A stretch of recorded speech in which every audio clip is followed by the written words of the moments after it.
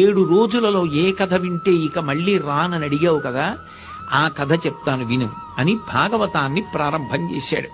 ఆ శుకబ్రహ్మని చూడగానే ఆయన పాదాల మీద పడి నమస్కారం చేసి అర్ఘ్యపాద్యాలిచ్చి గౌరవించి, మీ వంటి మహానుభావుడు వచ్చి భాగవతం చెప్తున్నాడు, నాకింతకన్నా భాగ్యం ఏముంటుంది జీవితంలో, చాలు మీ దర్శనం చేతనే తరించిపోయానని పరీక్షిత్ ఆయనని గౌరవించి కూర్చోపెట్టి అత్యంత శ్రద్ధాభక్తులతో వినడం మొదలుపెట్టాడు.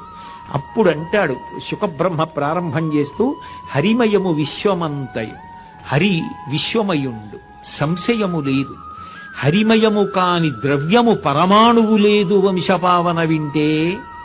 వంశాన్ని పావనం చేసిన వాడా పరీక్షిత్, చనిపోతానంటే బెంగ పెట్టకుండా ఏం వినాలని అడిగావు. ఎందుకంటే భాగవతంలో ఒక విచిత్రం ఉంది.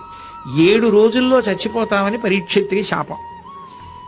7వ రోజున చచ్చిపోతావంటే నేను మళ్ళీ చచ్చిపోకుండా ఉండడానికి 7 రోజులు ఏం విన్నని అడిగి శాపం ఇచ్చిన వాడికి కూడా ప్రతిశాపం ఇవ్వని వాడు పరీక్షిత్.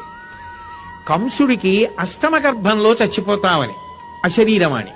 అష్టమ గర్భం అంటే కనీసంలో కనీసం గర్భానికి ఏడాదిన్నర వ్యవధానం ఉన్నా 12 ఏళ్లు సునాయాసంగా బతుకుతాడు.